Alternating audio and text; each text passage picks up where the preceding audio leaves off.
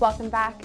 A famous Toronto landmark used during the Second World War may be closing its doors. The former de Havilland hangar is the home of the Canadian Air and Space Museum, but the building saw eviction orders this past fall. Reporter Radha Tailor looks at the planes and reminds us of an important part of Canadian history.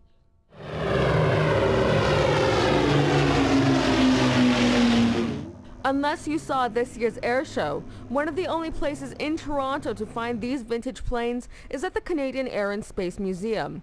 But Downsview Park is closing the historic doors in 4 months to make room for an ice rink. We're not a good profit generator for the park, so we have to pack up and try to find a new home. And a hidden gem indeed. The museum is actually a hangar built in 1928. A lot of the Canadian history has been built right here. The beaver, the tiger moth, even the first edition of the Canada Arm. What we have here is we have our the world's only full-scale one-to-one metal replica of the famous supersonic Avro Arrow.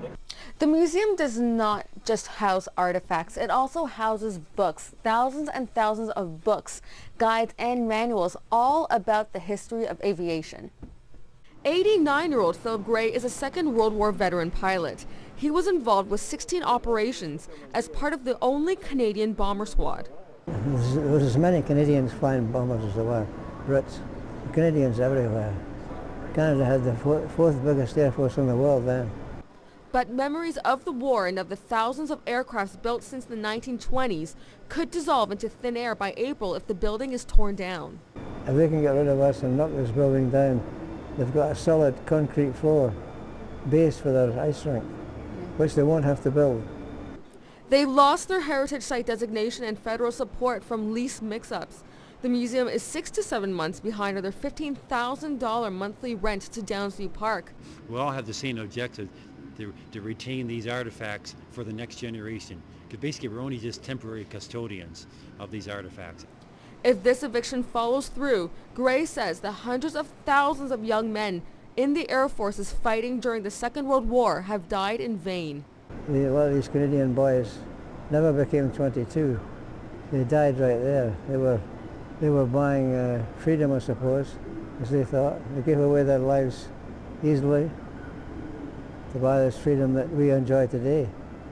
And now this freedom has been used to spit back on their faces. They may have an uphill battle ahead, but the volunteers will continue with their fight to save this piece of Canadian history. For Humber News, I'm Radha Tailor.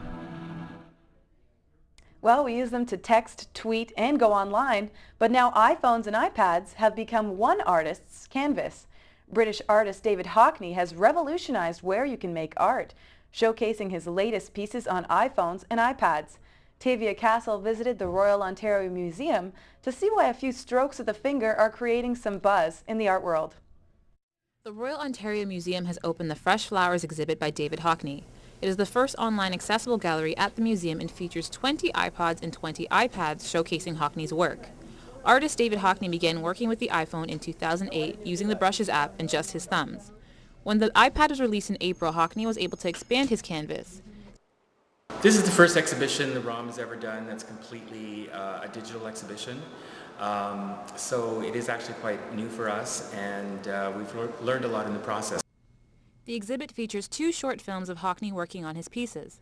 As people are looking at a kind of slideshow of different images, there's about 400 in total, all created for these devices, and that really do capture some of the wonderful qualities of David Hockney's work in other mediums such as painting and photography. The flowers are really beautiful, the colors are vibrant, they're vivid, and every day he changes some of them, so you get a fresh view and a fresh perspective. And it's looking like it's as if you're looking at a garden. And there's so many different flowers and palettes and colors he can use. And I never knew all that was available just on the computer. Hockney is able to add to the exhibit at any time because of its Wi-Fi capability. I really like it.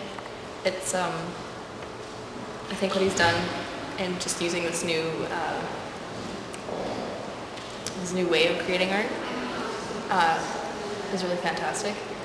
And he's got that artistic touch and you know, the way he can put colors together. It's always pleasing and always aesthetic. The exhibit is on until January the 1st. For those of you unable to make it out to the Fresh Flowers exhibit, you can download a free complimentary flower online. And for those aspiring artists out there, now there's an app for that.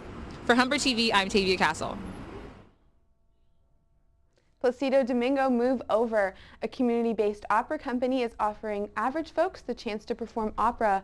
The Toronto Opera Repertoire recently held a preview for their upcoming 2012 season. I visited the men and women of the repertoire to find out more.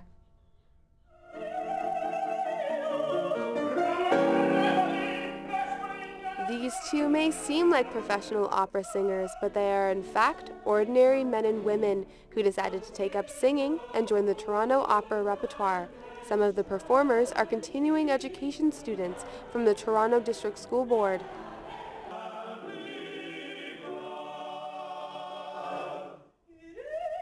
Others hold down careers, like Carrie Gray, a massage therapist who drives from Peterborough for practice every week. I Googled it, and up came Toronto Opera Repertoire, Opera for the Rest of Us. And since I don't have a music degree and I don't really read music very well, I just decided to give it a try. It's the kind of cities that grow, or the kind that have a big cultural base, and not just the great big Canadian opera companies or ballet, but the small ones too. I mean, it makes people want to come here, makes people want to work here, makes people want to live here. Giuseppe Macina has been the artistic director since 1967. He still says it is a unique opportunity for those who have always wanted to perform. It's in the evening, and they can work during the day and come there and work at night and learn. Then the fact is that they get the experience. The repertoire performs 2 full operas every year. In the new year, they bring Lucia de Lammermoor and The Merry Widow to the stage.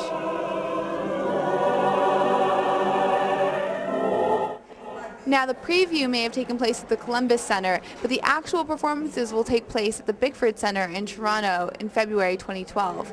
The Toronto Opera Repertoire will be entering their 45th season, and the diverse range of participants and audience members proves that it truly is opera for the rest of us.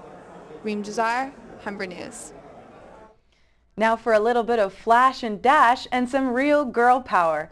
It's the World Cup of Roller Derby, not your typical all-female sports competition, but Humber News reporter Lindsay Tsuji was there to see what this unconventional sport is all about. With the sound of a whistle, ladies hustle into place.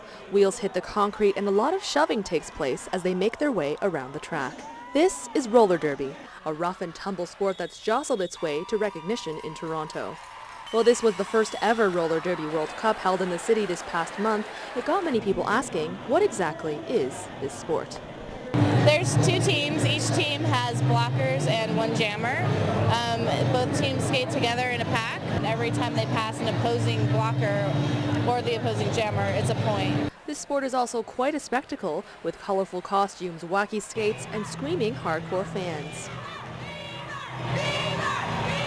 Team New Zealand even showed off some of their hometown pride. The sport has its roots in the United States, but is spread to countries all over the world.